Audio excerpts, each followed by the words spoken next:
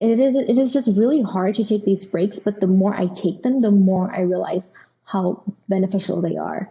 I mean, I went from training 7 days a week, and then you really talked me into doing 6 days, and then now I do 5 days, and that's optimal. Like, if you're really training at full intensity, you want those rest days. Like, Yep. if you're not feeling like you need those rest days, then you're probably not training hard enough. Honestly, I realize that. Yeah. Now. Yeah, which is a great point, because that's what happens, right? Mm-hmm. A lot of people get in the, especially competitors, like, Bikini Wellness, but all competitors, they get in the more is better zone. And so they think more days in the gym means more results, faster results, better results, pro cards and beyond.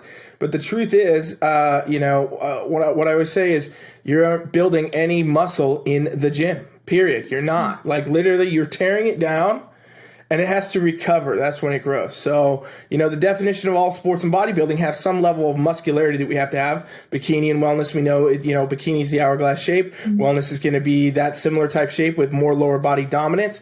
But the point is, those are still muscles that you have to have, and those are still shapes you have to have and create. And, a lot of times you're trying to train more and more, do the same muscle groups, hit everything. You're under recovering so bad that not only are you not making any muscle progress, like, you can actually atrophy muscles and start going the other way, burning off muscle.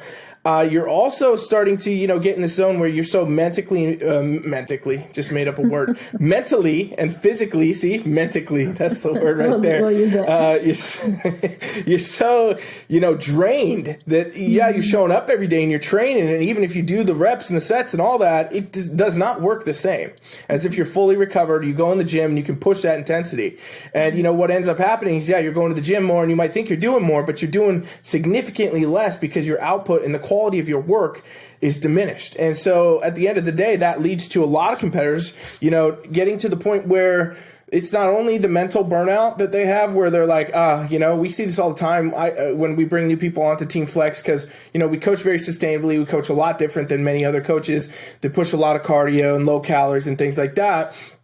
I see this all the time where people come in and they're like so burnt out on the sport. Even if they really love it and they want to be competing, they're like, oh no, like, what's next? I'm so tired. I'm so, they're just beat down to the point where some people do a single prep and they never compete again because it was, so much on them and it took away from so many things.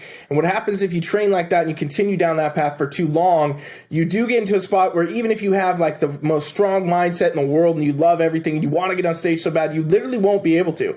You will literally have to take a significant amount of time to actually, kind of go into this break mentality to recover yourself. So the weeks off that we're talking about, they can really be super beneficial to prevent that from ever happening.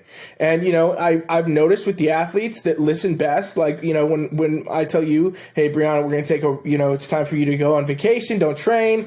And you always ask me, what about Mac? What about this? I'm like, hey, just take it off. What did you say when you came back? Because I remember, and everybody says this, but we could just use you since obviously we're talking live to you. You said when you got back, what did you tell me about, like, how you felt mentally, physically, everything? It's like a huge refresher. I just felt so much better. I'm not going to lie. Even now, I get a little anxiety or I don't know if anxiety is the right word. I just get a little, hesitant, anxious, to take the break. But every single time I come back, I just feel refreshed. Like, mentally, it gives me that time to miss the gym. Like, I miss my training sessions. I start to want to be back in there versus maybe before taking the break, I was starting to dread my workouts a little bit or not feel as excited for training. I come back and taking that break just really resets me mentally, where I'm like excited, missing the gym again. And physically, I feel recovered. Like, I feel stronger even. I actually think I came back hitting PRs, even though I took time off. And I really do believe, and I know it's because I rested my body. And something else that I know I used to do, and I see some of my clients try to do, is I'll tell them to take a rest day or rest week or whatever, and they bring up the concept of like active rest day. And I feel like that's such a broad term that I've been hearing around, thrown around lately.